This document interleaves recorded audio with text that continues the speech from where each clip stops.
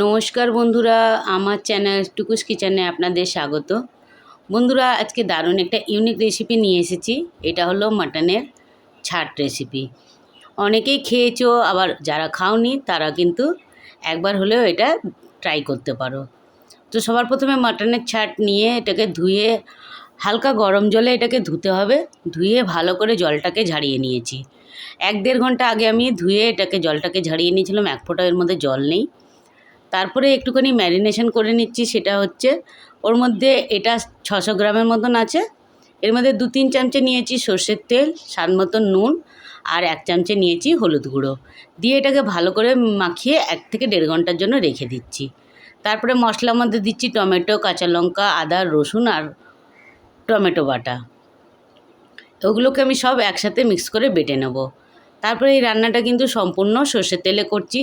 তেলের মধ্যে আগেই আমি নুন আর হলুদ দিয়ে আলুগুলোকে ভেজে বার করে নিয়েছি। অনেকে আলু হয়তো পছন্দ করে না, তবে আমার কিন্তু মাটনের ছাটে আমার আলুটা খুবই ভালো লাগে।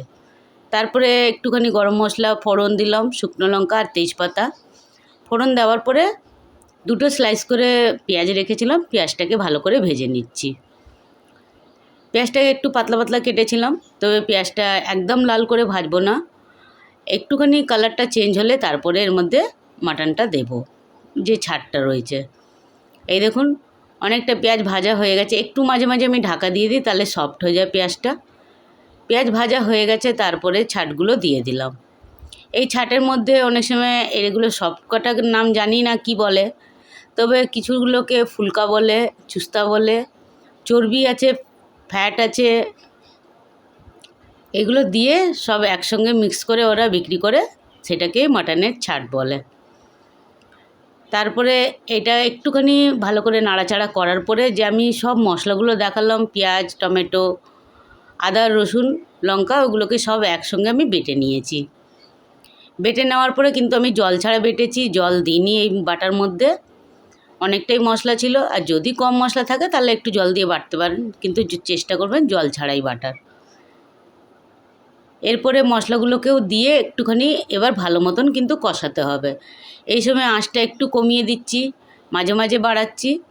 আর হলুদের পরিমাণটা দেখলাম আর একটু কম লাগছিল মাখানোর সময়, তাই জন্য আবারও 1 চামচে আমি হলুদ দিয়েছি। এটাকে এবার সুন্দর করে ভাজতে হবে। অনেকটা সুন্দর, দেখুন কালারটা কতটা চেঞ্জ হয়ে গেছে। পুরো মশলাটা, বাটা মশলাটা যেগুলো ছিল সেগুলোকে একদম সুন্দরভাবে ভেজে নিয়েছি। এরপরে গুঁড়ো মশলা কিছু দিয়ে দিচ্ছি। গুঁড়ো মশলা বলতে আমার খুবই ফেভারিট কাশ্মীরি লাল লঙ্কার গুঁড়ো। এই ছাড়া আমার রান্না একদমই অসম্পূর্ণ। তারপর দিয়ে দিচ্ছি 1 চামচে জিরের গুঁড়ো। এই সময় যে ভেজে রেখেছিলাম আলুটা নুন আর হলুদ দিয়ে ভেজে রেখেছিলাম, সেটাও মিক্স করে দিচ্ছি।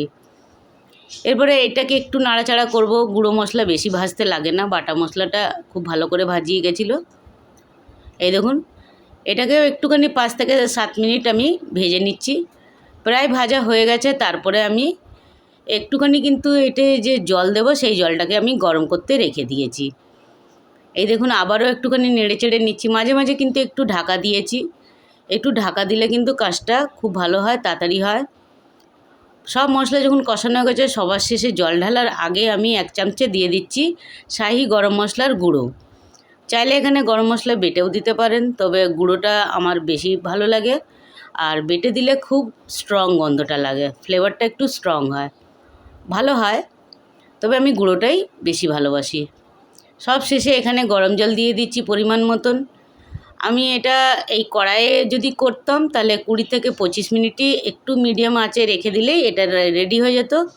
কিন্তু আমার বর হঠাৎ করে চলে এসছে, ও কালকে মাছ ধরতে যাবে। তো মাছের ও টোপ ফেলে সেইটা ও রান্না করে, তাই জন্য ওর গ্যাস চাই। লাস্টে আমি তাড়াতাড়ি করে এটা প্রেশার কুকারে দিয়ে দিয়েছি। প্রেশার কুকারে এটা 2টো সিটি দিয়েছি, বেশি দিইনি। একদম বেশি দিয়ে দিলে আবার একদম গলে গেলেও ভালো লাগে না। এই দেখুন, 2টো সিটির পরে আমি দেখাচ্ছি খুলে। গরম গরম অবস্থায় এখন মনে হচ্ছে ঝোলটা একটু পাতলা, তবে একটু খেতে খেতে ঠান্ডা হয়ে গেলেই ঘন হয়ে যাবে। তবে রেসিপিটা আপনাদের কেমন লেগেছে কমেন্টের মাধ্যমে জানাবেন। রেসিপিটা ভালো লেগে থাকলে অবশ্যই একটা লাইক শেয়ার করতে ভুলবেন না। ভিডিওটা দেখার জন্য অনেক অনেক ধন্যবাদ।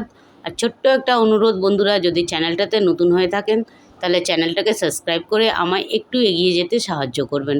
ধন্যবাদ।